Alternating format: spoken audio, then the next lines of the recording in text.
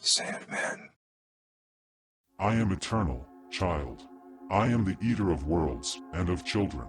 I'll kill you all. I'll drive you crazy and I'll kill you all.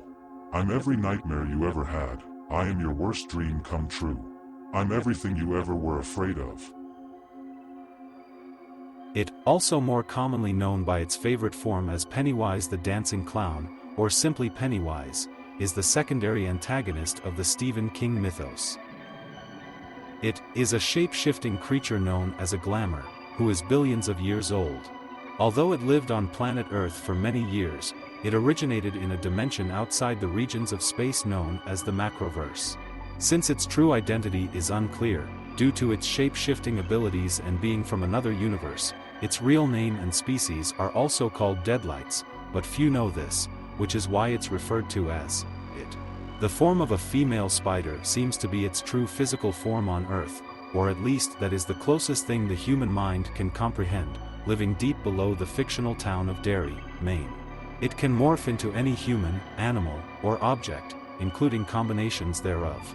This ability is useful for appearing as the target's loved ones or friends to manipulate them or lure them into a trap, or appearing as the target's worst psychological fear. However, its favorite and most common form is that of a circus performer named Pennywise the Dancing Clown, as most small children love a clown, and generally, it seems that the people in Derry happily accepted the presence of a stray circus performer. At the same time, many people are afraid of clowns, making them an easy fear to exploit. Its real name, if indeed it has one, is unknown. Although, several times in the novel, it calls itself by the name Robert Bob Gray.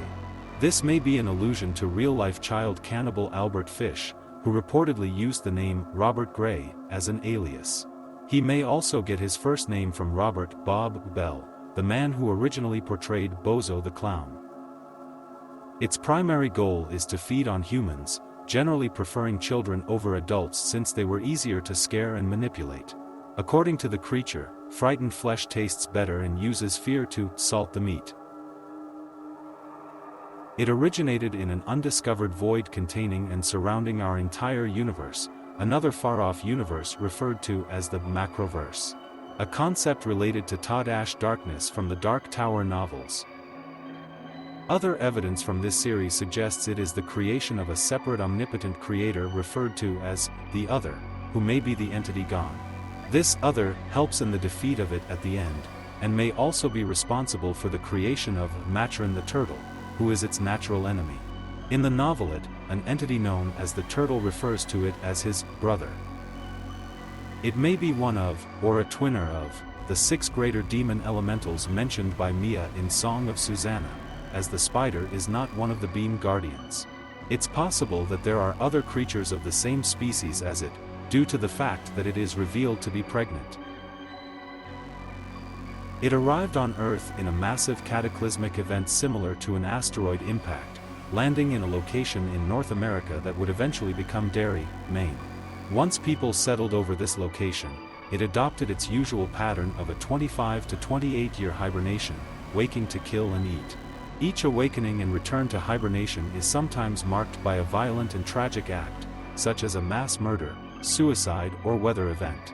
In the period between, a series of child murders occurring in Derry are never taken too seriously or solved. It is outwardly explained that a series of murders, no matter how gruesome, don't get reported if they happen in the small town. However, the real reason is that the influence of it prevents anyone from investigating too deeply. A pitiless, unreasonable, cowardly, and completely heartless sadist, it is a bully and monster right to its very core. Not only is it a deadly and dangerous predator who enjoys devouring its prey, especially children, as they are easier to both trick and frighten, but it enjoys toying and bullying its victims, terrifying them, tormenting them, and harassing them before finally slaughtering them as fear floods the body and salts the meat, according to it. It also bullies the loser's club verbally, namely Bill, mocking his stutter and, on top of that, the loss of his little brother, even using that sadness to take advantage of him. It possesses a sadistic sense of humor and loves to taunt its victims, taking glee in terrifying them and torturing them. It absolutely delights in its monstrous cruelty and evil acts, making it a cruel monster out for death and fear and not just a predator out for survival as some fans assume. It also has the character of an arrogant narcissist, allying with, caring for, and loving absolutely no one and nothing but itself. It views itself as above Matron, the turtle, calling the latter stupid and looking down on him for his good-hearted and supportive nature.